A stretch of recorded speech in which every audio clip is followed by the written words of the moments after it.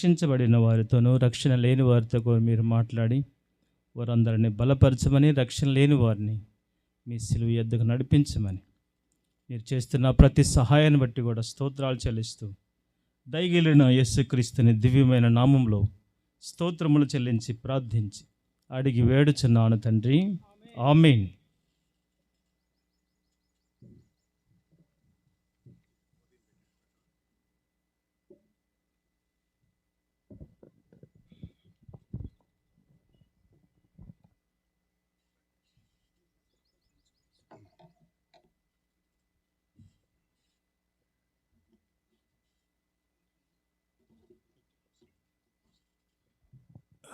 దేవుని వాక్యం చదువుకుందాం.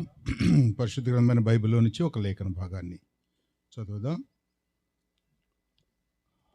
బైబిల్ గ్రంథంలో ఆఖరి పేజీ, ప్రకటన గ్రంథం 22వ అధ్యాయం. ప్రకటన గ్రంథం 22వ అధ్యాయం.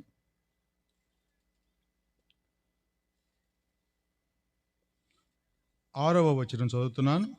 6, 7 వచనాలు చదువుకుందాం. ప్రకటన గ్రంథం 22వ అధ్యాయము 6, 7 వచనాలు చదువుకుందాం. మరి ఆ దూత ఇలాగు నాతో చెప్పెను, ఈ మాటలు నమ్మకములను సత్యములై ఉన్నవి.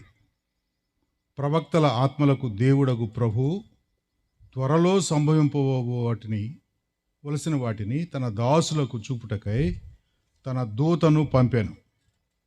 ఇదిగో నేను త్వరగా వచ్చుచున్నాను. ఈ గ్రంథంలోని ప్రవచన వాక్యములు గైకొనవాడు ధన్యుడు. చదవబడిన ఈ లేఖన భాగాలు ప్రభు మనందరి వెనుకిడిలో దీవించుగాక. చేరొచ్చిన ప్రియా సహోదర సోదరులందరికీ మరోసారి యేసుప్రభు నామములో వందనాలు.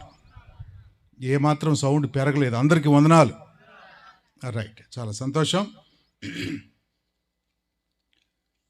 ఉదయకాలం మనం పాత నిబంధన గ్రంథంలో నుండి మొదటి మందిరములో దేవుడు మాట్లాడిన మాటలను మనము విన్నాం. మొదటిగా ఆయన అర్పణను గురించి మాట్లాడాడు తన మందిరములో నుండి అని మనం విన్నాం. అర్పణ అనేది ఎంత ముఖ్యమైనదో, ఆ అర్పణలో నీవు నేను ఉండటం ఎంత ముఖ్యమైనదో ఆ సత్యాలను మనము ఉదయకాలం ధ్యానం చేశాం. ఈ మధ్యాహ్న సమయంలో మన ప్రభు అయిన క్రీస్తు వారు ఆయన తన దూతను పంపి ఈ ప్రపంచ భవిష్యత్తులో ఆఖరి ఘట్టాలు, చివరి ఘట్టాలు, వాటిని గురించి తన దాసుల ద్వారా మనకు తెలియపరిచారు. ఈ ప్రకటన గ్రంథం అనే ప్రత్యక్షత అనే ఈ గ్రంథం మనందరి కోసం వ్రాయబడి మనకు మేలు కలగాలని, కీడు నుండి మనం తప్పించబడాలని దేవుడు ఉద్దేశించి వాటిని మన కొరకై అందించాడు. ఈ ఫ్యాన్ ఇవ్వ.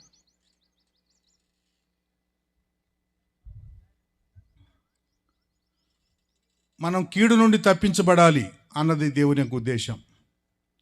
ఏమిటి మానవులు పొందబోతున్న కీడు అని మనం చూస్తే, ఏ భేదం లేకుండా అందరూ పాపం చేసి దేవుడు అనుగ్రహించు మహిమను పొందలేకపోతున్నారు అనే ఆ వాక్య భాగంలో మానవుడు ఈ భూలోకాన్ని విడిచిన తర్వాత ప్రభువుతో కూడా ఉండబోతున్న నిత్యత్వంలో 2 స్థలాలు ఉంటాయి. మన ఆత్మ తిరిగి దేవుని దగ్గరికి వెళ్ళాలి. వెళ్ళిన ఆత్మలకు దేవుడు తీర్పు తీరుస్తాడు.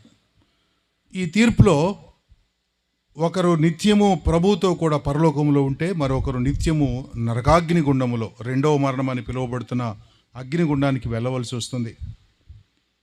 ఎవరు ఈ అగ్నిగుండానికి వెళ్ళాలి, ఎందుకు వెళ్ళాలి అని మనం ఆలోచన చేస్తే, పరిశుద్ధ గ్రంథం మనకు తెలియపరిచే ఏకైక సత్యం, దేవుని మాటలు వినని కారణం చేత, ఆయన సందేశం వినని కారణం చేత, దేవుడు మనలను ప్రేమించి చెబుతున్న మాటలను పెడచెవిని పెట్టిన కారణం చేత మనము నిత్యనాశనానికి వెళతాం. అలా వెళ్లకుండా ఉండాలి అని దేవుడు మన కొరకు ఈ గ్రంథాన్ని వ్రాసిపెట్టాడు. ఈ గ్రంథంలో చాలా ముఖ్యమైన గ్రంథం, 66 పుస్తకాలు ఉండగా ఈ 66 పుస్తకాల్లో ఆఖరి పుస్తకం మనందరి పట్ల దేవునికి ఉన్న ప్రేమ ప్రత్యక్షమైనప్పుడు జరగబోయే భవిష్యత్తు సంగతులన్నిటినీ కూడా దేవుడు మన కళ్ళకు కట్టినట్టుగా వ్రాసి ఉంచాడు. ఈ సత్యాలు మనం చదువుకుంటున్నప్పుడు, వింటున్నప్పుడు మనము దేవుని వాక్యానికి విధేయ చూపించాలి. దాన్నే బైబిల్ గ్రంథంలో మారు మనసు పొందటం అని అంటారు. ఇలా మారు మనసు పొందాలని దేవుడు కోరుతున్నాడు.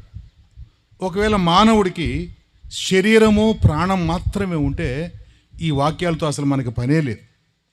మానవునికి శరీరము ప్రాణము ఈ రెండు మాత్రమే ఉంటే మనకి ఈ దేవుడు, బైబిలు, భవిష్యత్తు వేటిని గురించి మనకు అవసరం లేదు. కానీ మానవుడు ఒట్టి శరీరము ప్రాణం మాత్రమే కాదు, ఆ మనిషి లోపల ఇంకేముంది? ఆత్మ కూడా ఉంది. ఈ కారణం చేత ఈ ఆత్మకు చావు ఉండదు, ఈ ఆత్మ నిత్యము ఉంటుంది. ఆ కారణం చేత దేవుడు మన ఆత్మను గురించి ఆలోచన చేసి ఈ సంగతులన్నీ మన కొరకు రాయించి ఉంచాడు. కొంతమంది ఇలాగ అనటం మనం వింటాం. ఏమంటారంటే, ఎవరు చూసి వచ్చారు అని అంటారు. ఎవరు చూశారు అని అంటారు. అంటే మనం మాట అనేస్తాం, కానీ చూసిన వాళ్ళు చెబితే కూడా మళ్ళీ నమ్మం మనం. పరలోకాన్ని చూసి ఈ భూమికి వచ్చి అక్కడ పరలోకం ఉందని, నరకం ఉందని ఒక ఆయన చెప్పాడు. ఆయనే మన ప్రభువు అయిన క్రీస్తు. ఆయన కదా పరలోకం నుండి దిగి వచ్చిన వాడు. ఎవ్వరు పరలోకానికి ఎక్కి మళ్ళీ దిగి రావటం సాధ్యం కాదు. కానీ ఆయన పరలోకం నుండి దిగి వచ్చిన వాడు. ఆయన చెప్పాడు ఈ సత్యాలన్నీ. ఆయన చెప్పిన మాటలు మనం నమ్మకపోతే ఇక మనం ఎవరు చెప్పినా వినము అని అర్థం. అందువల్ల దేవుడు మనల్ని ప్రేమించి చూడని వాళ్ళు చెబితే మనం నమ్మమని చూసిన తన కుమారుడైన క్రీస్తు ప్రభుని ఈ లోకానికి పంపించి ఆయన పరలోక సత్యాలు మనకు బోధించి ఉంటుండగా వాటిని మనం నమ్మవలసిన అవసరత ఉంది. ఆ ప్రియ ప్రభు ఆత్మదేవుడుగా ఉన్న ఆయన మన కొరకై శరీరము ధరించుకొని లోకానికి వచ్చాడు. ఎందుకు క్రీస్తు ప్రభు చెబితే మనం వినాలో తెలుసా? ఆ ప్రభు దేవుడై ఉండి కూడా మన కోసం మానవుడిగా వచ్చి రక్తమాంసం ధరించుకొని, ఫిలిప్పీలకు రాసిన పత్రికలో చెప్పినట్టుగా దాసుని స్వరూపం ధరించుకొని రిక్తుడుగా ఈ లోకానికి వచ్చిన ఆ ప్రభు నీవలే నావలే అన్ని విషయాల్లో శోధింపబడ్డాడు. శోధన జయించటానికి ఆయన మనకు మాదిరి. నీలాంటి నాలాంటి శరీరమే కలిగి ఉన్నాడు మన ప్రభు. నీలాంటి బలహీనమైన శరీరమే కలిగి ఉన్నాడు ఆ ప్రభు. అయినప్పటికీ కూడా ఆయన పాపము లేనివాడుగా, పాపము అంటనివాడుగా ఈ భూమి మీద యవ్వన దశ అంటే 33.5 సంవత్సరాల పాటు ఆయన జీవించాడు. అందుకనే ప్రభు చెప్తున్నాడు, మీరు పాపాన్ని జయించడానికి అవకాశం ఉంది, నేనే మీకు మాదిరి. కాబట్టి ఒక వ్యక్తి పాపాన్ని జయించడానికి దేవుడు మనకి మాదిరి. పేతురు భక్తుడు అంటాడు, ఆయన తన అడుగుజాడలు మన కొరకు ఉంచిపోయాడట, మనకి మాదిరి ఉంచిపోయాడు. కాబట్టి క్రీస్తు ప్రభువును చూస్తూ మనము పాపము లేని జీవితాన్ని జీవించడానికి ఈ భూమి మీద అవకాశం ఉంది అని దేవుడు చెప్పాడు. కాబట్టి మనం ప్రభువుని నమ్ముకొని ఆయన బిడ్డలైతే అలాంటి భక్తి జీవితాన్ని మనం కలిగి ఉండాలని దేవుడు ఇష్టపడుతున్నాడు. అయితే మనం చదువుకున్న ఈ భాగంలో ప్రకటన గ్రంథంలో తన దాసులకు చెప్పడం కొరకై ఆయన ఈ మాటలను తెలియపరిచాడు అని మనం చదువుకున్నాం. అయితే ఈ వాక్యాలు ఊరికే చెప్పి అలాగా చదువుకొని వదిలేస్తే కుదరదు. 1వ అధ్యాయం 3వ వచనం చూడండి. ప్రకటన గ్రంథంలోనే 1వ అధ్యాయం 3వ వచనం ఏం రాయబడి ఉంది?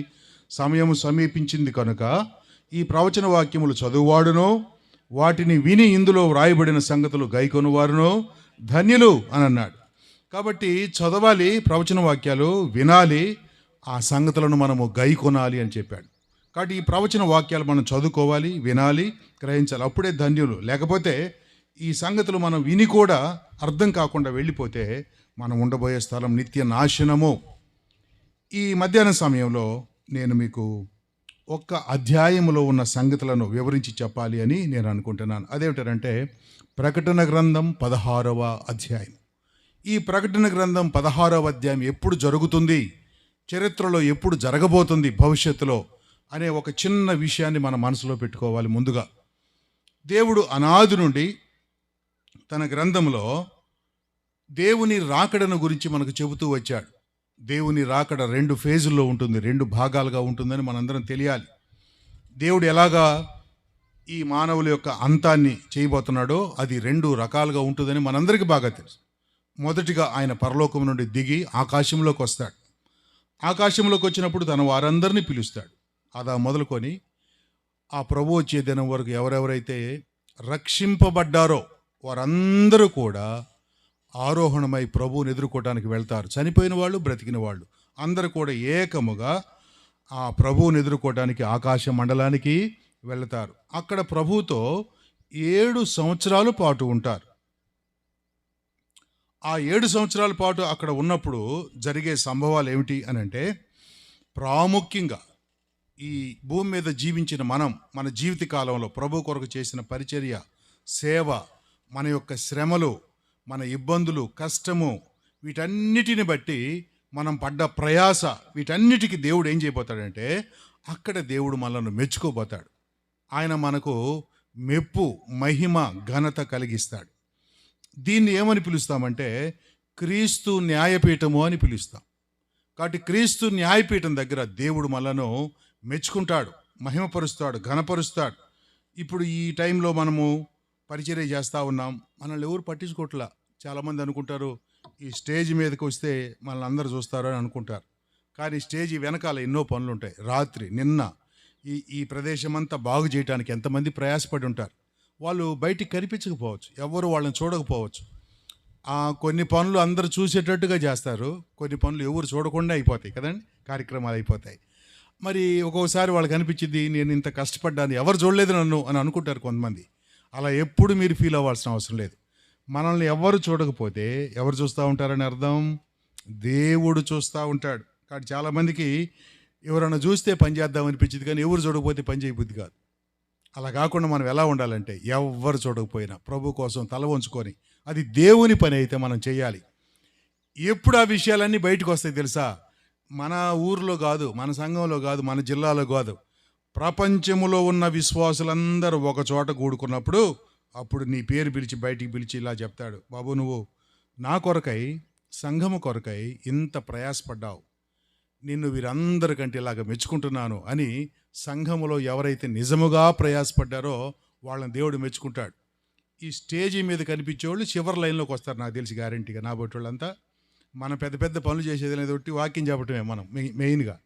వీళ్ళందరినీ ఆఖరిలో తీసుకొస్తాడు దేవుడు. మీరు ఎవరికి అరిచారు లేరా మైకి పెట్టుకొని, కానీ ఈ బిడ్డలు చూడండి ఎంత కష్టపడ్డారో. రాత్రి పట్లేశారు, టెంటలు కట్టారు, మైకులు పెట్టారు, మోసారు, కడిగారు, రుద్దారు, నువ్వేమో కిందకు వంగి బూట్లు కూడా వేసుకోలేకపోతున్నావు అని మనల్ని దేవుడు అంటాడు. మన ప్రయాస కొద్దిగే, కానీ నిజంగా ప్రయాసపడే వాళ్ళని దేవుడు ఏం చేస్తాడు? మెచ్చుకుంటాడు. మొదటి లైన్లో ఉంటారు వాళ్ళంతా. ఆ రోజు ఆ మెప్పు చూసినప్పుడు మనకి నిజంగా ఆశ్చర్యం కలుగుతుంది. కాబట్టి క్రీస్తు న్యాయపీఠం దగ్గర మనందరికీ మెప్పు, మహిమ, ఘనత కలుగుతూ ఉన్నప్పుడు, ఈ భూమి మీద మనం ఇక్కడ ఉండం, భూమి మీద ఉండం, సంఘం ఆకాశంలో ఉంటుంది. భూమి మీద ఏం జరుగుతుంది అంటే, దేవుడు ఆది నుండి చెప్పుకుంటూ వచ్చాడు. అప్పుడు భూమి మీద శ్రమల కాలం ఉంటుంది. ఈ శ్రమలను గురించి దేవుడు ఏమన్నాడు తెలుసా? అంతకు మునుపు ఎన్నడూ కలగని శ్రమలు, భూమికి అంతకుముందు ఎన్నడూ కలగని శ్రమలు జరుగుతాయి. ఈ శ్రమల కాలాన్ని, 7 సంవత్సరాల శ్రమల కాలాన్ని దేవుడు 3 భాగాలుగా చేశాడు. 3 భాగాలుగా అంటే అర్థం ఏంటంటే, ఒక స్టెప్లో నుంచి ఇంకొక స్టెప్లోకి, ఆ స్టెప్లో నుంచి ఇంకొక స్టెప్లోకి, అంటే ఎదగటం అన్నమాట. శ్రమలను పెంచుకుంటూ పోతారన్నమాట. వీళ్ళు ఏమంటారు, క్యాన్సర్ పేషెంట్లకి వాళ్ళు ఏదో కరెంటు పెడతారంటారు చూడండి, కీమోథెరపీ. అది కొద్దిగా లైట్ డోస్ ఇస్తారు, అసలు ఎట్లుంటాడని. కొద్దిగా తట్టుకుంటా ఉంటే మళ్ళీ ఏం చేస్తారు, డోసు పెంచుతారు, 2, తర్వాత 3వ డోసులోకి వెళ్ళిపోతారు, పవర్ఫుల్ డోసులోకి ఇచ్చేస్తారనమాట. ఇక్కడ కూడా శ్రమల కాలంలో 3 డోసు మీద డోసు పెంచుకుంటూ పోతాడు దేవుడు. అలా పెంచుకుంటూ ఉంటుండగా ఈ శ్రమల కాలాన్ని దేవుడు 3 భాగాలు చేశాడు. మొదటి భాగం ముద్రలు విప్పినప్పుడు జరుగుతుంది, బూరలు ఊదినప్పుడు జరుగుతుంది. ఇది మొదటి శ్రమల కాలం.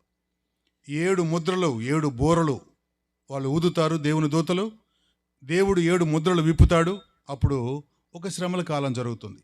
ఆ తర్వాత మొదటి శ్రమ అయిపోతుంది, 2వ శ్రమ ప్రారంభమవుతుంది. 2వ శ్రమ ముఖ్యంగా ఎవరి ద్వారా జరిగిద్దంటే, 2 సాక్షులు అని వస్తారు. అంతకు మునిపై ఈ భూమి మీద ఉండిపోయిన భక్తులు 2ని దేవుడు పంపిస్తారు. వాళ్ళిద్దరు వచ్చి అప్పుడున్న ఈ భూమి మీద ఉన్న వారిని చాలా ఇబ్బందులు పాలు చేస్తారు. వాళ్ళకి చాలా అధికారాలు ఉంటాయి, దేవుడు ఇస్తాడు. వాళ్ళిద్దరు కూడా ఈ భూమి మీద ఉన్న ప్రజలను శ్రమ పెడతారు. అది 2వ ఫేజ్. ఇక 3వ ఫేజ్లో ఆఖరిగా దూతలు ఉగ్రత పాత్రలు తీసుకొని వస్తారు. 7 పాత్రలు తీసుకొస్తారు. శ్రమల కాలం ఇలాగ 3 పార్ట్లుగా ఉంటుంది. ఇప్పుడు మనం చెప్పుకోబోతున్న శ్రమల కాలం మూడవ భాగం, మూడవ పార్ట్ చెప్పుకుంటున్నాం. చదువుదాం చూడండి. ప్రకటన గ్రంథం 16వ అధ్యాయం. దాన్ని చదవటానికంటే ముందుగా నేను మీకు ఈ 2 మాటలు కూడా చదివి వినిపిస్తాను. 9వ అధ్యాయము, 9వ అధ్యాయం చూడండి. 9వ అధ్యాయము 12వ వచనం చదువుకుందాం. 9వ అధ్యాయం 12వ వచనం. మొదటి శ్రమ గతించెను. మొదటి శ్రమ అయిపోయిందంట. ఇదిగో మరి 2 శ్రమలు ఇటు తరువాత వచ్చును అని అన్నాడు. అప్పటికే 5 బోర్లు ఊదేశారు, 7 ముద్రలు విప్పేశారనమాట. రెండు భాగాలు అయిపోయినట్టుగా ఉంటుంది. ఆ తర్వాత అక్కడ నుండి 2వ శ్రమ వస్తుంది అని చెప్తారు. 11వ అధ్యాయంలోకి వస్తే 2 సాక్షులు ఈ ప్రపంచాన్ని గడగడలాడిస్తారు వాళ్ళిద్దరు. అది అయిపోయిన తర్వాత 14వ వచనం, 11, 14 చూడండి. 11, 14. 2వ శ్రమ గతించెను, ఇదిగో 3వ శ్రమ త్వరగా వచ్చును అని అన్నాడు. కాబట్టి ఇప్పుడు మనం చదువుకుంటున్న 16వ అధ్యాయము ఏ భాగములోది అనంటే 3వ శ్రమకాలం. శ్రమకాలంలో 3వ స్టెప్లోకి వచ్చేసామన్నమాట మనం. కాబట్టి అలాగా 3వ శ్రమకాలంలో దేవుడు చెప్పిన 3 భాగాల్లో 2 భాగాలు అయిపోయి 3వ భాగం వచ్చినప్పుడు ఏం జరుగుతుంది అనంటే, దేవుని దూతలు వాళ్ళు ఉగ్రత పాత్రలు తీసుకొని వస్తారు. వాళ్ళ చేతిలో ఏవో పాత్రలు ఉంటాయి, వాటిని దొర్లించడం అనమాట. వాళ్ళు చేయాల్సిన పని ఏంటంటే ఆ పాత్రలను ఇట్లా దొర్లించేస్తారు. అలాగా 7 దూతలు 7 పాత్రలను వాళ్ళు దొర్లిస్తారు. ఎక్కడెక్కడ దొర్లిస్తే ఏమి జరుగుతుందో ఆ అధ్యాయంలో రాయబడి ఉంది. జాగ్రత్తగా విందాం. సంఘం ఉండదు ఇక్కడ. శ్రమల కాలంలో సంఘం ఉండదు. కానీ ఎవరెవరు ఉంటారో తెలుసా? ప్రభువుని నమ్మని అన్ని జనులు ఉంటారు, మంచిదే. ప్రార్థనకి వెళుతూ, జాగ్రత్తగా వినాలి ఇక్కడ మీరు, ప్రార్థనలకు వెళుతూ ప్రభువుని నమ్మని వాళ్ళు, వాక్యం బాగా తెలిసి వీళ్ళకి, బైబిల్ బాగా తెలిసి వీళ్ళకి, బైబిల్లో ఏమేమి రాసి ఉందో అన్నీ తెలిసి వీళ్ళకి, ఇలాగ ప్రార్థన పరిచయం ఉన్న వాళ్ళు కూడా చాలామంది ఉంటారు భూమి మీద. వాళ్ళు నిజమైన మారు మనసు పొందలేదు, అందుకని వాళ్ళు దేవునితో కూడా వెళ్ళలేకపోయారు. కాబట్టి విడిచిపెట్టబడిన వారిలో చాలామందికి బైబిల్ పరిచయమే, సంఘం పరిచయమే, వాక్యం పరిచయమే కానీ వాళ్ళు నమ్మిన వాళ్ళు కాదు. అలాంటి వాళ్ళు, నమ్మిన వాళ్ళు కొంతమంది వెళ్ళిపోతారు ప్రభుత్వం కూడా. ఈ నమ్మని బ్యాచ్ ఏం చేస్తారో తెలుసా? వాళ్ళే సంఘాలు నడిపిస్తూ ఉంటారు. ఆ టైంలో బ్రహ్మాండంగా ఎగిరెగిరి బల్లలు పగిలిపెట్టేట్టుగా వాక్యం చెప్తూ ఉంటారు, బల్లలు గుద్దుతూ ఉంటారు, ఏయ్ అంటారు, డామ్ డూమ్ అంటారు. కానీ వాళ్ళే ప్రభు నమ్మల. ఆల్రెడీ వాళ్ళు శ్రమల కాలంలో ఉన్నారు, ఆ సంగతి వాళ్ళు గుర్తెరగరు. ఈ శ్రమల కాలంలో ఉన్న వీళ్ళ మీదకి దేవుని యొక్క ఉగ్రత పాత్రలు కుమ్మరించబడినప్పుడు ఏం జరుగుతుందో తెలుసా?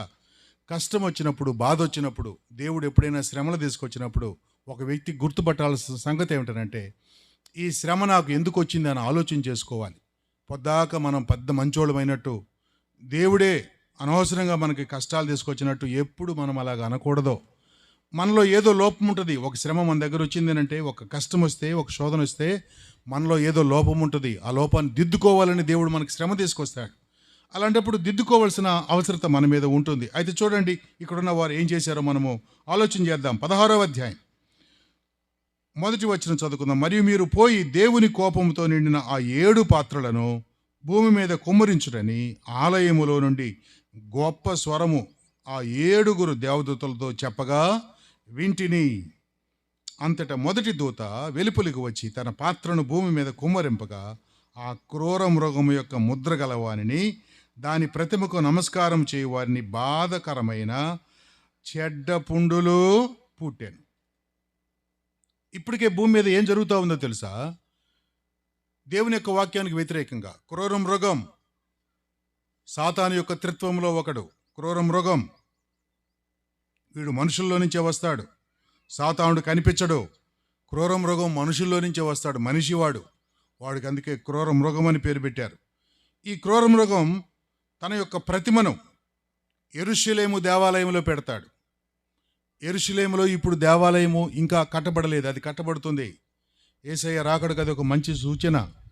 ఆ యెరూషలేము దేవాలయంలో వీడి యొక్క విగ్రహాన్ని పెడతాడు. ఆ విగ్రహానికి నమస్కారం చేస్తారు ప్రజలందరూ. చేయటం మాత్రమే కాదు, వాడి ముద్రను నొసల మీదనో చేతుల మీదనో వేయించుకుంటారు. ఎందుకు ఈ ముద్ర అంటే, ముద్ర అంటే ఏదో అనుకోబాకండి, ఆధార్ కార్డు అది.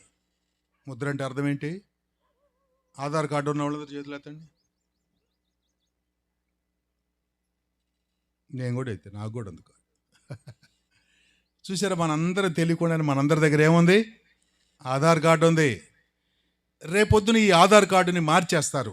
ఎలా మారుస్తారంటే, చిన్నగా ఏమంటారంటే, ఈ కార్డు జేబులో పెట్టుకోవటం, పోవటం, ఈ తలకాయ నొప్పి అంతా లేకుండా మీకు ఈ నొసట్లోనే ఒక చిన్న చిప్ పెట్టేస్తారు. ఎలక్ట్రానిక్ చిప్ ఒకటి పెట్టేస్తారు. దాంట్లో మన నంబర్ ఉంటుంది, ఆధార్ నంబర్ ఉంటుంది, సాతాను గడి నంబర్ కూడా ఉంటుంది, 666. ఇప్పుడు మనం షాప్కి వెళ్తే ఏం చేస్తామో తెలుసా? ఇప్పుడు మనం కదా ఫోన్ తీసి అక్కడ చూసి దాంట్లో కొడుతున్నాం, 50 రూపాయలు వచ్చింది బాస్, థ్యాంక్ యూ అంటుంది అది మిషన్. రేపొద్దున ఏం అవసరం ఉండదు, ఫోన్ అవసరం ఉండదు. ఈ చిప్ ఉంటే చాలు, మనం షాపులోకి వెళ్తూ ఉంటుండగా మన నంబర్ అంతా వాడికి నోట్ అయిపోద్ది. అక్కడ పలానా ఎస్ ప్రేమానందం షాప్లోకి వచ్చేసాడు, తీసుకుంటాం. మనం అన్నీ తీసుకొని అక్కడ పెడతాం. పెడితే స్కాన్ చేసుకుంటుంది అది. స్కాన్ చేసుకొని 670 రూపాయలు నీ అకౌంట్లో నుంచి కట్ అయిపోయినాయి, బ్యాగ్ ఎత్తుకుని వెళ్ళిపోమని చెప్తుంది అది. ఇంకంతే, డబ్బులు ఇచ్చేది ఉండదు, ఫోన్ తీసేది ఉండదు, ఏముండదు. ఈ నొసటి దగ్గర చిన్న చిప్ ఉంటుంది, లేదంటే చేతి మణికట్టి మీద ఉంటుంది ఈ చిప్. అది చాలా ఉపయోగకరంగా ఉన్నట్టు ఉంటుంది, కానీ అది సాతాను యొక్క ముద్ర. అది ఉన్నవాళ్ళు మాత్రమే కొనాలి, అమ్మాలి. ఆ 7 సంవత్సరాల శ్రమల కాలం దగ్గరికి వచ్చేసరికి ప్రపంచమంతా కూడా ఈ సాతాను ముద్ర రెడీగా పెట్టుకొని ఉంటాడు వాడు. క్రూర మృగం 3.5 సంవత్సరాలు ఇశ్రాయేలు ప్రజలను మెప్పించి వాళ్ళతో మంచిగా ఉండి ప్రపంచ దేశాలతో వాళ్ళకి శాంతి ఒప్పందం చేస్తాడు ఈ క్రూర మృగం. 3.5 సంవత్సరాలు అయిపోయిన తర్వాత శ్రమల కాలం మధ్యలో సడన్గా వాడే తన విగ్రహాన్ని తీసుకెళ్ళి ఆ యెరూషలేము దేవాలయంలో ఉంచి, నన్నే పూజించండి, నేనే దేవుడిని అని చెప్పినప్పుడు, అప్పుడు ఇశ్రాయేలు ప్రజలు మనము నమ్మిన వీడు మెస్సయ్య కాదు అని వాళ్ళు నమ్ముతారు. అప్పుడు అర్థం చేసుకుంటారు, 2000 సంవత్సరాల క్రితం వచ్చిన ఆయనే మెస్సయ్య, నజరేయుడైన యేసే మెస్సయ్య అని అప్పుడు తెలుసుకొని, అప్పుడు ఇశ్రాయేలు ప్రజలు గుండెలు బాదుకొని ఏడుస్తారు. అయ్యో, దేవుని కుమారుడు ఈ లోకానికి వస్తే, మెస్సయ్య వస్తే, మా రాజు వస్తే, మేము తెలియక ఆయన సిలువ చంపేశాం. అయ్యో, ఈ దుర్మార్గుడిని నమ్మితే వాడు విగ్రహం తీసుకెళ్ళి ఎక్కడ పెట్టాడు? దేవుని ఆలయంలో పెట్టాడు అని అప్పుడు వాళ్ళు దుఃఖపడి ఏడుస్తారు. కానీ అప్పటికే చేయి దాటిపోతుంది, వాళ్ళందరూ కూడా వాడి చేతిలో ఉంటారు. అప్పుడు ప్రపంచంలో ఉన్న జనాభా కూడా, మరి ముఖ్యంగా ఇజ్రాయేలుతోటి మిగిలిన జనమంతా కూడా వాడి హ్యాండ్ ఓవర్లో, అంటే వాడి యొక్క కస్టడీలోకి వచ్చేసి ఉంటారనమాట. ఆ కారణం చేత వాళ్ళు తప్పనిసరిగా వాడి ముద్ర వేయించుకొని వ్యాపార లావాదేవీలు, ఏది కొనాలన్నా అమ్మాలన్నా వాడి యొక్క పర్మిషన్ లేకుండా ఏది జరగదో. మనం ఇంట్లో తలుపులు వేసుకొని భార్యాభర్తలు ఇద్దరే కూర్చొని వాడి ఎంత దుర్మార్గుడు అని లోపల చిన్నగా అనుకున్నా వాడికి కంప్యూటర్లో ఎదురుగా కనిపించింది. దాపరికం అనేది అసలు ఇక మనిషి దగ్గర ఉండటానికి వీలు లేకుండా పోద్ది. తెల్లారి పొద్దున్నే మన ఇద్దరిని పిలిపించి రాత్రి మీరిద్దరు ఈ మాట్లాడుకున్నారని చూపిస్తారు. లేదండి అంటానికి గోడు లేదు, అక్కడ ఉన్నాయని అవి మొత్తం చూపిస్తాడు వాడు. కాబట్టి ఇలాగ అన్నారు కనుక ఈరోజు అంత ఎండలో నుంచోండి అని చెప్పి మనల్ని ఎండలో నుంచో పెడతాడు. సాయంత్రం దాకా నుంచొని బతికితే ఇంటికి పోవటం, చచ్చిపోతే అడగపోవటం. కాబట్టి శ్మశానానికి వెళ్ళటం. వాడు అలాగ వాడు ఇష్టం వచ్చినట్టు పరిపాలన చేస్తాడు. ప్రపంచంలో ఇంకా దాక్కోవటం, దాపరికం అనేది ఉండదు, అన్నీ వాడికి తెలిసిపోతాయి. అందుకని ప్రజలందరూ వాడు చెప్పినట్టుగా వింటారు. వాడు వాళ్ళని శ్రమ పెట్టడం మొదలు పెడతాడు. అయితే దేవుడు ముందుగానే చెప్పాడు కనుక ఆయన అన్నాడు, వాడు వస్తాడు, మీరు గుర్తుపట్టాలి, కానీ నేను వచ్చాను మీరు గుర్తుపట్టలేదు, ఆ కారణం చేత మిమ్మల్ని శ్రమల పాలు చేస్తాను అని దేవుడు ముందుగానే చెప్పినట్టుగా ఈ శ్రమల కాలం జరుగుతూ ఉంటుండగా మొదటి పాత్రను కుమ్మరించినప్పుడు అదిగో చెడ్డ పుండ్లు పుట్టాయంట మనుషులకు. శరీరంలో దుర్వాసన ఉన్న పుండ్లు పుడితే కదండి, ఎవరు మన పక్కనే ఎవరు రారు, మనకే అసహ్యంగా ఉంటుంది. మన పుండ్లే మనకి వాసన కంపు కొడతా ఉంటే ఏం చేయాలనిపించింది? మనం బతకాలని ఇష్టం ఉండదు అన్నమాట. చెడ్డ పుండ్లు పుడతాయి. అందువల్ల మనుషులు ఎంతో వేదన పడతారు. రెండవ దూత పాత్రను సముద్రం మీద కుమ్మరించినప్పుడు ఆ సముద్రం అంతా పీనుగ రక్తంలాగా, చచ్చిపోయిన శవాల నుంచి రక్తం గారితే ఎట్టొస్తుంది? సముద్రపు నీళ్లు రక్తంలాగా మారిపోతాయి. మూడవ దూత పాత్రను నదుల మీద కుమ్మరించగా అవి రక్తమైపోతాయి. జనం తాగడానికి నీళ్లు కనిపించవు, రక్తమే కనిపిస్తుంది. ఎందుకు అలాగా అనంటే, యేసయ్య ఈ భూమి మీదకి వచ్చిన నాటి నుండి, అంతకు మునుపు కూడా ఆదాము దగ్గర నుంచి, హేబేలు దగ్గర నుంచి కూడా మనుష్యులు ఏం చేశారో తెలుసా? నీతిమంతుల రక్తాన్ని ఒలికించారు. ఎవరి రక్తాన్ని కార్చారు? చెడ్డోళ్ళని కాదు. ఎవరిని చంపేశారు? మనుషులంతా మంచోళ్ళని చంపేశారు. క్రొత్త నిబంధనలో వాళ్ళు ఏమంటారంటే హతసాక్షులు. యేసయ్య కోసం వాళ్ళు ప్రాణాలు అర్పించారు. కాబట్టి వాళ్ళు అర్పించిన ఆ రక్తాన్ని బట్టి ఈరోజు భూమి మీద ఉన్న మనుషులు తాగాలంటే ఎక్కడ నీళ్ళు అగపడవు. ఏ నదిలోకి వెళ్ళి ఇలా చేతులతో నీళ్లు తీసుకుంటే రక్తమే వస్తుంది. తాగబోయే వాళ్ళకి రక్తం వస్తే ఎంత భయంకరంగా ఉంటుంది కదండి. చేతుల్లోకి రక్తం వస్తే ఎంత అది దాహం తీరదు. దాహం తీరకపోగా భయానకమైన దృశ్యం అన్నమాట అది. నదిలో నీళ్లు తాగటానికి ఉండవు, బావుల్లో నీళ్లు తాగటానికి ఉండవు, నీళ్లు రక్తం అవుతుంది. ఎందుకు దేవుడు ఇలాగ చేశాడనంటే నీ తీర్పులు న్యాయమైనవి అని అన్నాడు. ఎందుకో తెలుసా? అంతకు మునుపు నీ ప్రజలను వాళ్ళు అలాగే వాళ్ళ రక్తాన్ని ఈ భూమి మీద, ప్రవక్తల రక్తాన్ని, పరిశుద్ధుల రక్తాన్ని ఈ భూమి మీద ఒలికించారు వాళ్ళు అని 3వ దూత తన పాత్రను నదుల మీద కుమ్మరించినప్పుడు దేవుడు ఆ సంగతులను లోకానికి తెలియపరుస్తాడు. 4వ దూత 8వ వచనం చూడండి. తన పాత్రను సూర్యుని మీద కుమ్మరించగా మనుషులు అగ్నితో కాల్చుటకు సూర్యునికి అధికారము ఇయ్యబడెను. సూర్యుని మీద ఆ పాత్రను, 4వ పాత్రను పోసినప్పుడు సూర్యుడు ఏమవుతాడంటే చిన్నగా వేడి పెంచుకుంటాడు. మనం ఇప్పుడు ఇంట్లోకి పోయి ఏసీ పెంచుకోవట్లా అట్టనమాట. ఏసీలు పెంచుకుంటున్నాం చూడండి. కూలర్ దగ్గరికి పోయి ఎంతసేపు కూర్చున్నా ఉష్ అనుకుంటా కూలర్ పెంచుకుంటాం. ఏం పెంచుకుంటాం? Speed పెంచుకుంటాం, cooling పెంచుకుంటాం. ఈ దినాల్లో కదా చాలామంది అసలు ఏసీ లేకపోతే జీవితమే లేదు, అంతే అట్ట అయిపోయింది పరిస్థితి. నైట్ ఏసీ లేకపోతే అసలు ఇక పడుకోలేమంతే. అది ఏ కాలమన్నా కానీ మన శరీరాలు అట్లా అలవాటు పడిపోయినాయి. పాత రోజుల్లో, నేను చిన్నవాడుగా ఉన్న రోజుల్లో ఫ్యాన్ లేకుండా బయట నిద్రపోయిన రోజుల్లోనే హాయిగా నిద్రపోయేవాళ్ళు. ఫ్యాన్తో అసలు పని లేదు. సాయంత్రం అయితే చాలా శుభ్రం మంచి వేసుకొని నిద్రపోవటమే పని. ఇప్పుడు అట్లా నిద్రపోవడానికి లేవు. అవి వస్తాయి రెడీగా. దోమలు వస్తాయి. దోమలు లేకపోతే దొంగలన్నీ వస్తారు ఎవరో ఒకళ్ళు. బయట పడుకోవడానికి లేదు. ముందు ఇంట్లో పడుకుంటేనేమో గాలి ఆడదు. ఫ్యాన్ వేసుకోవాలి. ఫ్యాన్ వేసుకున్నా కూడా తలుపులన్నీ పెట్టుకోవాలి. తలుపులన్నీ పెట్టుకుంటే అందుకని కష్టపడి అన్నం ఉన్నా లేకపోయినా కూలర్ తెచ్చుకోవటం. ఈ కూలర్ ఎంతసేపు అని పాపం అది మాత్రం చల్లదనం ఇస్తుంది. ఇవన్నీ కాదులేని ఏసీ. ఇప్పుడు ఆ ఏసీకి అలవాటు పడిపోయిన వాళ్ళు బయటికి రెండు అంటే రాబుద్ది కాట్లా. ఈరోజు చాలామంది ప్రార్థనకు వచ్చిన వాళ్ళందరూ ఏమనుకున్నారు తెలుసా? ఇంటికాడు ఉంటే అమ్మగా ఏసీలో కూర్చొని ఉండేవాళ్ళు అనుకోవట్లేదా? మీరేమోగా నేను అనుకున్న మధ్యాహ్నం వాడు వండేశారు నన్ను చర్చిలో. ఒక పక్క తిరిగితే ఒక పక్క చెమట వచ్చేస్తుంది, ఇటు పక్క ఏమో గాలి పడుతుంది, ఇటు పక్క చెమట పడుతుంది. మావిడి ఫోన్ చేసి ఏసీ ఉందా అని అడుగుతుంది అక్కడ. ఆమె ఏసీలో పడుకొని. ఇప్పుడు ఏసీలు తర్వాత వస్తాయి. సూర్యుడు తన ఏసీని పెంచుతాడు. 4వ దూత బోర ఊదినప్పుడు, పాత్రను కుమ్మరించినప్పుడు వాడు ట్యూనింగ్ చేసుకుంటూ ఉంటాడు. ఇప్పుడు దాకా 45, 50 అంటే వీళ్ళు ఎవరు కదిలాట్లా. ఇక 60కి వస్తాడు. ఎంత వచ్చింది? 60, 65 డిగ్రీలు కానీ భూమి మీద వస్తే మీకు తెలుసో తెలీదో ఏసీలు కూడా పనిచేయవు. ఏసీలు తిరుగుతా మిషన్లు టప్మని ఆగిపోతాయి. చాలామంది అనుకుంటున్నారు మాకేం పర్లేదు, ఎంత ఎండలు వచ్చినా ఏసీ ఉందనుకుంటున్నారు. ఏసీలు ట్రిప్ అయిపోతాయి, ఆ మిషన్లు పనిచేయవు. రాబోయే రోజుల్లో ఏసీలు మనకి అవకాశం ఇవ్వవు. ఇదిగో మరి ముఖ్యంగా 7 సంవత్సరాల శ్రమల కాలం 3వ భాగంలో ఏసీలు పనిచేయవు. అందుకని ధనవంతులు పేదవాళ్ళు తేడా లేకుండా సూర్యుని వేడిమికి వాళ్ళు గడగడలాడిపోతారు. ఆల్రెడీ ఇప్పటికే ఏమొచ్చున్నాయి వాళ్ళకి? ఆల్రెడీ పుండ్లు వచ్చున్నాయి. ఆ పుండ్లకి ఒక్కొక్కరు నయం అవ్వాలంటే కొద్దిగా ఏసీలన్నా కూర్చోవాలి కనీసం మంట పట్టకుండా. కానీ ఇప్పుడు మళ్ళీ ఏం చేశారు? వేడి పెరిగిపోద్ది. వేడి పెరిగిపోతే ఆ పుండ్లు బాధ, ఈ వేడి, ఇదంతా జరుగుతుంటే ఏమనుకోవాలి వాళ్ళు? అయ్యా దేవుడా, నువ్వు మాకు తెలుసు, ఎంతోమంది మీ దాసులు చెప్పారయ్యా నిజమైన దేవుడని, ప్రేమ కలిగిన దేవుడని, మానవుల కొరకు ప్రాణం పెట్టారని, ఈ శ్రమల కాలం వచ్చిద్దని కూడా ముందే చెప్పారు. మేము నిన్ను నమ్ముతున్నాం, ఇప్పుడన్నా మమ్మల్ని క్షమించు ప్రభువా అని ప్రార్థన చేసిన వాళ్ళు కాదు. వాళ్ళు ఏం చేశారు? వాళ్ళు 9వ వచనం చదువుకుందాం చూడండి. కాగా మనుష్యులు తీవ్రమైన వేడిముతో కాలిపోయి ఈ తెగుళ్ళు మీద అధికారము గల దేవుని నామమును దూషించిరి, కానీ ఆయనను మహిమపరచునట్లు వారు మారు మనసు పొందినవారు కాదు. మనం చాలాసార్లు అనుకుంటాం ఈ శ్రమ వస్తేనన్నా మారతారేమో అంటే, అబ్బే వీళ్ళు శ్రమలకు కూడా మాడే రకమో కాదు. మాడిపోతానైనా దేవుని తిడతారు.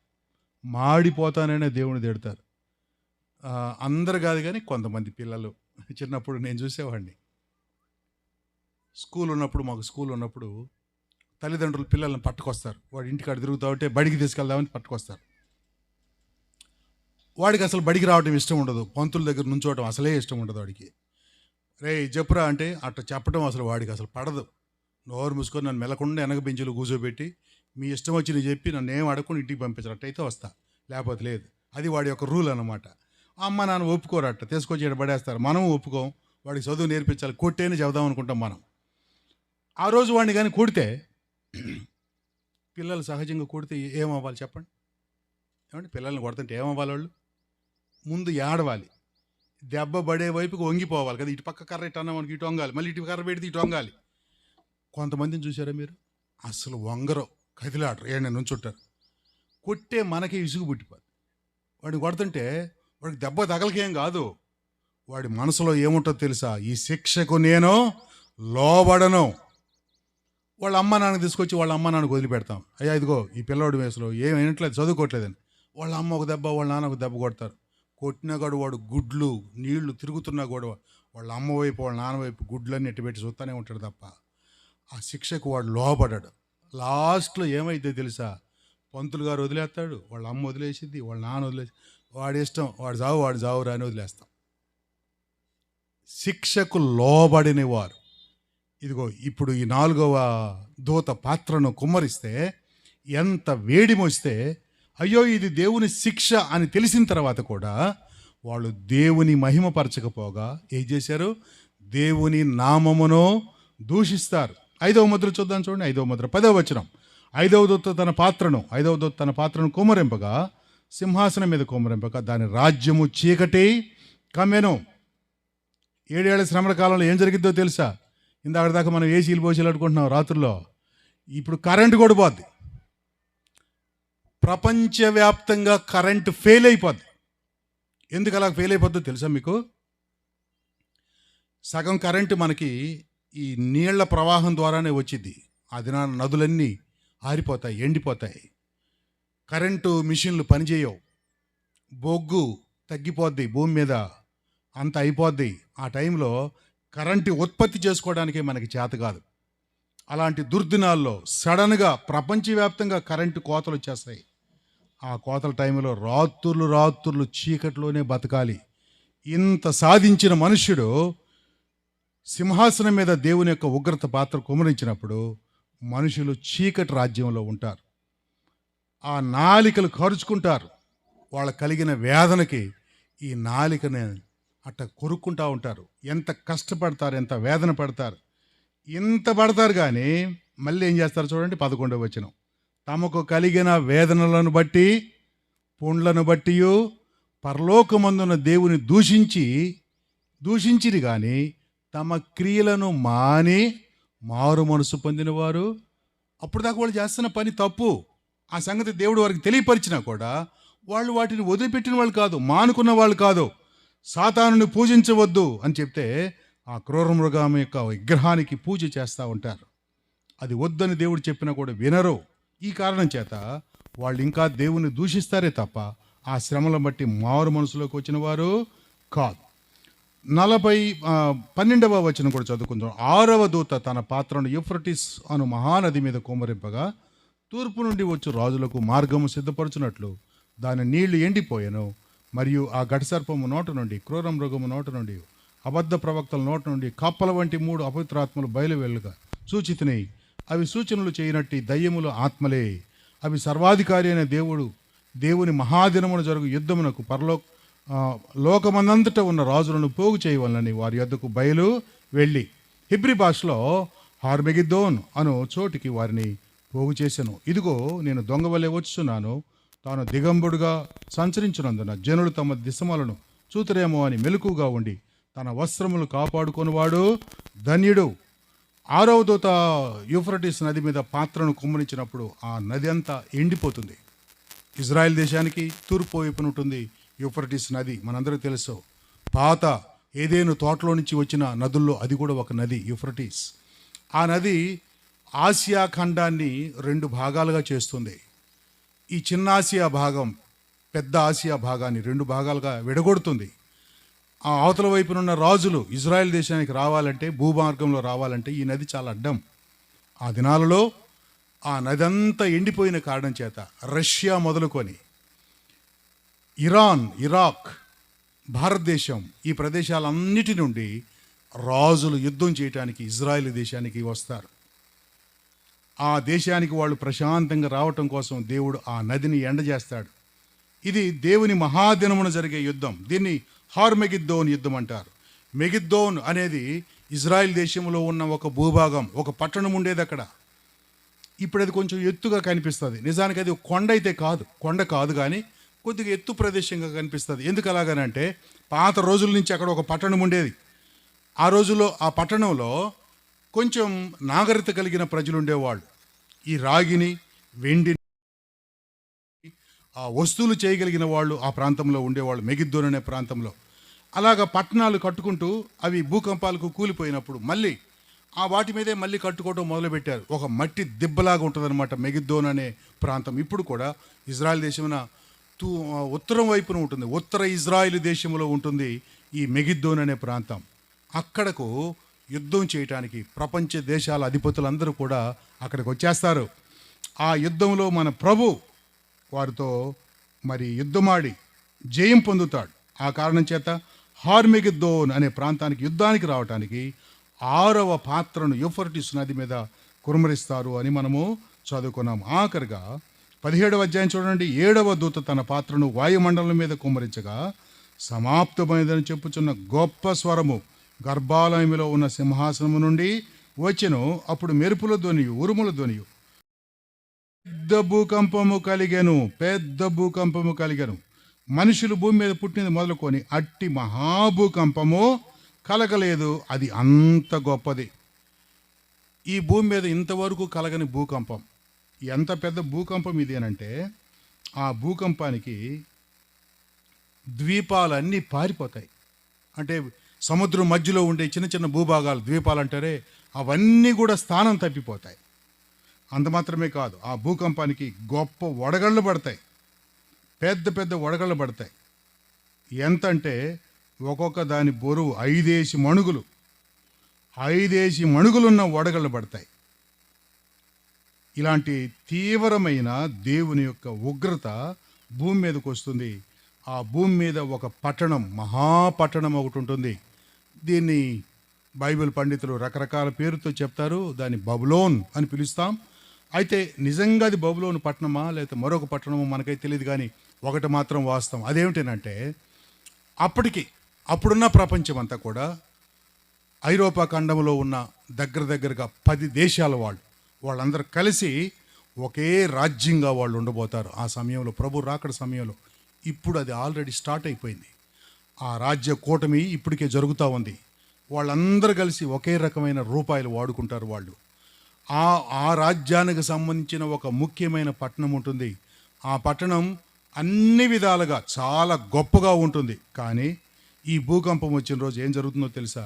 ప్రపంచంలోనే బలమైన పట్టణం అని పిలువబడుతున్న ఆ పట్టణం 3 ముక్కలైపోతుంది. 3 ముక్కలైపోతుంది. అంటే ఒకరి దగ్గరికి ఒకరు వెళ్ళడానికి అవకాశం లేకుండా భూమి నెరవిడిచి ఆ పట్టణాన్ని చీల్చివేస్తుంది.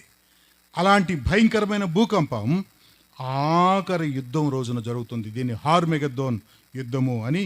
ఆ భూమి మీద ఉన్న రాజులు వచ్చి ఆ యుద్ధానికి పోగైనప్పుడు దేవుడు వారిని ఎలాగ ఓడిస్తాడో ఈ పాత్రలను కుమ్మరిస్తున్నప్పుడు దేవుడు చెప్పాడు. ఈ 16వ అధ్యాయంలో ఉన్న సంగతులన్నీ మనం చూస్తూ ఉంటుండగా మనం గుర్తుపెట్టుకోవాల్సిన ఒకే ఒక మాట 21వ వచనం చదువుకున్నాను చూడండి. 21వ వచనం, ఆ ఒక్క మాట చదివి నేను ప్రార్థన చేస్తాను. 21వ వచనం ఏం జరుగుతుందో చూద్దాం. 5 మణుగులు బరువు గల పెద్ద వడగండ్లు ఆకాశం నుండి మనుషుల మీద పడెను. ఆ వడగళ్ళు పడితే అంటే పడ్డవాళ్ళకి ఏం తిట్టేది ఏముండదు, వాడు పోతాడు. ఎవరి మీద పడిద్దో వాడు వెళ్ళిపోతాడు. ఇంక అంతే. అదే ఆఖరి రోజు, ఆఖరి క్షణం వాడికి. మన పక్కనే పడిద్ది, వాడి మీద పడిద్ది, ఒకటి మీద పడిద్ది, ఒకటి పోతాడు, ఒకటి బతుకుంటాడు. ఆ బతుకునోడు ఏం చేస్తాడు తెలుసా? దేవుణ్ణి ఆపకుండా తిడతా ఉంటాడు. వాడు తిట్టేది అదే. చూడండి అక్కడ రాశారు. ఆ వడగండ్ల దెబ్బకు మిక్కిలి గొప్పదైనందున మనుషులు ఆ దెబ్బను బట్టి దేవుని దూషించిరి. 7 సంవత్సరాల శ్రమల కాలంలో ఉన్న శ్రమలను చూసి వ్యక్తులు మారు మనసు పొందరు. ఎందుకంటే సాతానుడు వాళ్ళని భ్రమపరుస్తాడు, వాళ్ళను అలాగ నడిపిస్తాడు. వింటున్నారా? ఇప్పుడున్న వాళ్ళు కూడా అప్పుడు ఉంటారు కొంతమంది. ప్రభు నమ్మకుండా మీరు మీటింగ్లకు వచ్చి వాక్యం అంతా విన్న తర్వాత కూడా ప్రభు వస్తే నిజమైన సంఘం ఆకాశంలోకి వెళ్ళిపోతుంది, నమ్మని వారు ఇక్కడే ఉంటారు. వాళ్ళు అప్పుడన్నా ప్రభు నమ్ముకుంటారంటే నమ్మరు. నమ్ముకోకపోగా ఏం చేస్తూ ఉంటారు? దేవుని దూషిస్తారు. ఇంతటి శ్రమలు, ఇంతటి ఇబ్బందులు, ఇంతటి సమస్యలు మానవులకి వస్తున్నా కూడా మానవులు పట్టించుకోవట్లేదు. వినండి, సంఘం ఏర్పడిన నాటి నుండి దేవుని పిల్లలు పడ్డ శ్రమలు ఎంత గొప్పవో ఊహించుకోవటం సాధ్యం కాదు. దేవుడు అవన్నీ చూస్తున్నాడు. దేవుడు లెక్క కట్టి మిగిలిన భూభాగంలో ఉన్న ప్రజలందరికీ సంఘాన్ని తీసుకువెళ్ళిన తర్వాత అంతటి శ్రమలను దేవుడు ఆ భూమి మీద ఇవ్వబోతున్నాడు. అందుకని దేవుని తీర్పులు న్యాయమైన తీర్పులు. ఇలాంటి క్లిష్టమైన పరిస్థితుల్లో 7 ఏళ్ల శ్రమల కాలంలోకి మనం వెళ్ళం, దేవుని నమ్ముకున్న బిడ్డలు. అందుకే దేవునికి స్తోత్రం. కానీ ఇక్కడ ఉన్న వాళ్ళలో కొంతమంది మీరు ఖచ్చితంగా ఆ శ్రమంలోకి వెళ్ళే మార్గంలోనే ఉన్నారు. కారణం ఏంటి అంటే మీరు ఇంకా ప్రభువైన యేసుక్రీస్తు వారిని సొంత రక్షకునిగా అంగీకరించిన వారు కాదు. అభిమానంతో ప్రార్థనకు వస్తున్నారు, బైబిల్ గ్రంథం కొనుక్కున్నారు, మంచిదే. పాటలంటే ఇష్టం, పాడుతున్నారు, మంచిదే. దేవునికి కానుకలు ఇస్తున్నారు, మంచిదే. కానీ నీ హృదయంలో మార్పు జరగలేదు. ఇంకా యేసయ్య రక్తం నీ పాపములను కడగలేదు. నువ్వు ఆయన అడగలేదు. నువ్వు అడిగితే ఆయన కడుగుతాడు. ఏమని అడగాలి? దేవా నేను పాపిని అని అడగాలి. మారు మనసు పొందాలి. మారు మనసు పొందితే మన క్రియలు వేరుగా ఉంటాయి. అపోస్తుడైన యోహాను, క్షమించండి, బాప్తిస్మిచ్చే యోహాను వచ్చిన దినాలలో ధర్మశాస్త్రాన్ని ఆచరించే చాలామంది శాస్త్రులు, పరిచయులు లాంటి వాళ్ళు, మేము పరలోకానికి వారసులమని చెప్పుకుంటున్న వారందరూ ఆయన ఎదుట నిలబడి ఉండగా ఆయన ఇలాగన్నాడు, మారు మనసుకు తగిన ఫలములను ఫలించండి. అంటే మారు మనసుకు తగిన ఫలాలు మీ దగ్గర లేవు. మీరు చెప్పుకుంటున్నారంతే, దేవుని పిల్లలమని చెప్పుకుంటున్నారంతే, ధర్మశాస్త్రాన్ని ఆచరించే వాళ్ళమని చెప్పుకుంటున్నారంతే. చెప్పుకునే వాళ్ళు దేవుని దగ్గరికి వెళ్ళలేరు. క్షమాపణ వాళ్ళకి జరగలేదు. ఈ మధ్యాహ్నం మనం తెలుసుకోవాల్సిన ప్రాముఖ్యమైన సంగతి, ఆ మాటలను మనం నమ్మాలి. దేవుని వాక్యానికి మనం విధేయత చూపించాలి. విధేయత చూపించడం అంటే మోకరించి ప్రభు దగ్గర అడగాలి. దేవా నేను పాపిని, పుట్టుకతోనే నాలో పాపం ఉంది, క్రియలతో నేను పాపం చేశాను, పాపం అంటే ఏంటో నాకు తెలుసు, పాపం వల్ల వచ్చే జీతం మరణమని నీ గ్రంథంలో ఉంది, నేను నమ్ముతున్నాను. అయితే నా కొరకై మీరు సిలువలో ప్రాణం పెట్టారు ప్రభు, నన్ను క్షమించండి. ఈ మాటలు నువ్వు అడిగితే యేసయ్య క్షమిస్తాడు. కొంతమంది ఇలా అనుకుంటూ ఉంటారు, ఆ శ్రమల కాలంలో చేసినా కూడా రక్షింపడతారు. తెలుసా మీకు ఈ ప్రార్థన? శ్రమల కాలంలో చేసినా కూడా రక్షింపడతారు. ఈ మాట చెప్పగానే చాలామంది కుర్రోళ్ళు అనుకుంటారు, ఇంకా మరి ఇప్పుడు ఎందుకు, అప్పుడు నమ్ముకుంటే సరిపోద్ది కదా అని. అప్పుడు నమ్ముకుంటారో లేదో వాక్యం అందుకే చదివా. శ్రమలు వచ్చినప్పుడల్లా ఏం చేస్తున్నారు? జనం నమ్ముతున్నారా, తిడుతున్నారా దేవుణ్ణి? నమ్మట్ల శ్రమలను చూసిన తర్వాత ఏమనిపిస్తుందంటే వాళ్ళకి, ఊరి ఇంత దుర్మార్గుడు దేవుడు మా మీద ఎంత శ్రమ తీసుకొచ్చారని దేవుని నామాన్ని దూషించారే తప్ప దేవుని నమ్ముకున్న వాళ్ళు కాదు. అంటే అర్థమైందనంటే అవకాశము చేయి దాటిపోయిన తర్వాత నువ్వు నమ్మలేవు, ఆయన దగ్గరికి రాలేవు. అందుకని దేవుడు సమయం ఉండగానే, ప్రభు వాక్యం ఎంత స్పష్టంగా ఉంది, ఇది రక్షణ దినం అని దేవుని యొక్క వాక్యం మనకు బోధిస్తూ ఉంటుండగా, అవకాశం ఉండగానే, ఆయన సమీపముగా ఉండగానే ఆయనను వేడుకొని ఆయన బిడ్డలవుదాం. దేవునికి స్తోత్రం చెప్పాల్సిన అద్భుతమైన సంగతి ఏంటంటే, ఇంతటి గొప్ప మహాశ్రమలు ఈ భూమి మీద ఉన్నప్పుడు సంఘం ఇక్కడ ఉండనే ఉండదు. అందుకు దేవుని స్తోత్రం. మీ సంగతి అయితే నాకు తెలియదు, నేను గ్యారెంటీ చెప్పలేను, కానీ నేనైతే ఉండనేడ. ఎందుకంటే నేను యేసయ్య పాదాల దగ్గర మోకరించి కన్నీరు కార్చి నా పాపాలు ఒప్పుకున్న విధంగా నేను జీవిస్తూ ఉన్నాను. దేవునికి ఇష్టమైన జీవితం.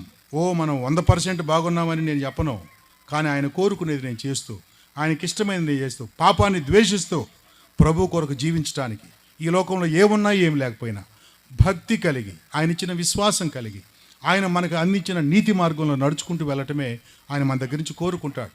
కాబట్టి ఇవన్నీ కలిగి మనం రక్షణ పొందామన్న విషయం మన హృదయానికి అర్థమయ్యేంతగా దేవుడు మనకి తన గ్రంథాన్ని ఇచ్చి ఉంటుండగా, వాక్యపు వెలుగులో ఆ ప్రభు వచ్చినప్పుడు ఆయనతో కూడా ఉందాం. ఎవరైనా అలాంటి అవకాశం ఇంకా లేకుండా ఉంటే, యేసయ్య నమ్మకపోతే ఇది మిక్కిలి అనుకూల సమయం. ప్రార్థన చేద్దాం, కళ్ళు మూసుకుందాం. ప్రార్థన. మనందరం మోకరించి ఉండగా విన్న వాక్యం జరగబోతున్న సంభవాలు ఇవి, ఇంకా జరగలేదు. దేవుడు ఎంత గొప్ప దేవుడు చూడండి. జరగబోతున్న సంభవాలు మన కొరకు రాయించి ఉంచాడు. ఇదే వాక్యాన్ని నమ్మని వాళ్ళు చదివితే వాళ్ళ కన్నులు మూయబడి ఉంటాయి, వారికి ఏమీ అర్థం కాదు. నమ్మిన నీకు నాకు భవిష్యత్తులో ఏం జరగబోతుందో మనకు అర్థమవుతూ ఉంటుండగా దేవుడు ఇంత అద్భుతంగా ఆయన కృపను మన పట్ల కనుపరిచి ఉండగా ఇప్పటికే ప్రభుని నమ్ముకున్న బిడ్డలకై స్తోత్రం. మనం ప్రభు కొరకు, ఆయన పరిచర్య కొరకు బలంగా జీవిద్దాం, స్థిరంగా నిలబడదాం. కానీ నమ్మని వారు ఉంటే ఇది మిక్కిలి అనుకూల సమయం, ప్రభుని నమ్ముకుందాం, ఆయన బిడ్డలు అవుదాం. ఎవరైనా అలాగుంటే చిన్న మాట ప్రార్థన చేసుకోండి. తండ్రి దేవా, నేను పాపిని, నా కొరకు నువ్వు సిలువలో ప్రాణం పెట్టావయ్యా, నేను నమ్ముతున్నాను, ఆ శ్రమల కాలం నుండి నన్ను తప్పించు అని మీరు ప్రార్థన చేస్తే దయగలిగిన దేవుడు నేను క్షమిస్తాడు, తన రక్తంతో కడుగుతాడు. అలాంటి అద్భుతమైన దేవుని కృపను మనం పొందుకోవాలని ప్రభు ఇష్టపడుతూ ఉంటుండగా, ప్రభువా నేను పాపినను ఒప్పుకున్న వారిని విడిపించగలిగిన గొప్ప దేవుడు. అందుకే స్తోత్రం చెల్లించుకోండి. ఈ బిడ్డల పట్ల మీ ప్రేమను కనపరిచి నడిపించమని మీకే మహిమ ఘనత ప్రభావాలు ఆరోపిస్తూ నమ్మదగిన దేవుడు ఎందుకు రాత్రి యేసు ప్రభు నామంలో ప్రార్థించి వేడుకుంటున్నాము తండ్రి, ఆమేన్. అందరికీ వందనాలండి. అందరికీ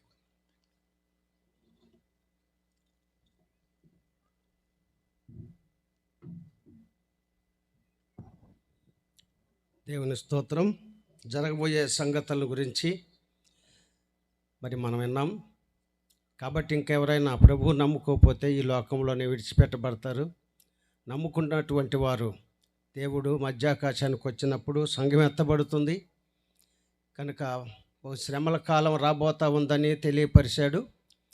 ఈ వాక్యాన్ని మన హృదయంలో నెవరు వేసుకుంటూ మనం జీవించి పరిశుద్ధంగా జీవించడానికి ప్రయత్నం చేయాలని తెలియపరుస్తూ ఉన్నాం. ఇంతటితో మరి కూడిక ముగించబడింది.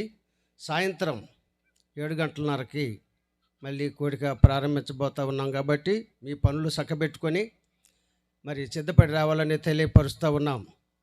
మీ కుటుంబాలతో రాత్రికాల సమయంలో మనం దేవుని సన్నిధిలో ఉండాలని తెలియపరుస్తూ ఉన్నాం. మరి దూరం నుంచి వచ్చినటువంటి వారికి మీకు సౌకర్యం కల్పిస్తాం. కాబట్టి మీరు ఉండి ఈ రాత్రి దేవుని వాక్యం వినాలని తెలియపరుస్తున్నాం. చిన్న ప్రార్థన చేసుకుందాం. పరిశుద్ధుడా, ప్రేమగల తండ్రి, నీకు స్తోత్రాలు చెల్లిస్తున్నాం. ఇంతవరకు మీరు తోడుగా ఉండి రాత్రి నాయన ఈ ఒక ఉదయకాలం, ఈ మధ్యాహ్న కాలంలో మీరు మాకు తోడుగా ఉండి మీరు ఇచ్చిన వాక్య సత్యాలను బట్టి నీకు స్తోత్రాలు చెల్లిస్తున్నాం ప్రభు.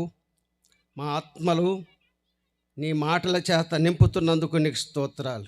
నీ దాసులను నాయన మా మధ్యకు నడిపించి మీ సత్యమైనటువంటి వాక్యులను మాకు అందిస్తున్నందుకు నీకు స్తోత్రాలు చెల్లిస్తున్నాం. ఇంకా ఎవరు రక్షణ మరి నాయన పొందనటువంటి వారు మీరు తాకండి, సూటిగా మాట్లాడండి తండ్రి. వారి హృదయాలు కరిగించమని ప్రార్థన చేస్తూ ఉన్నాం ప్రభువా. సహాయము చేయండి మా ప్రభువా. ఈ యొక్క పరిచర్యను తండ్రి ఎంత ప్రయాసం, కొందరినైనా రక్షించటానికి ప్రభువా ప్రార్థన చేస్తూ ఉన్నాం. ఈ సభలో కొందరినైనా రక్షించటానికి, కొందరైనా మరి ఇంకా సంపూర్ణ విశ్వాసులుగా మారాలని ఈ సభలను నిర్మించి ఉండగా కృపతో నడిపిస్తున్నందుకు నీకు స్తోత్రాలు చెల్లించుకుంటున్నాం. యేసయ్యా నీకు స్తోత్రాలు.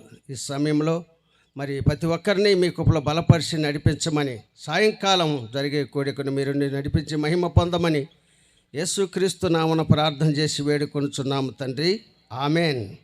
మంచిది. అందరికి వందనాలు. సెలవు తీసుకుందాం.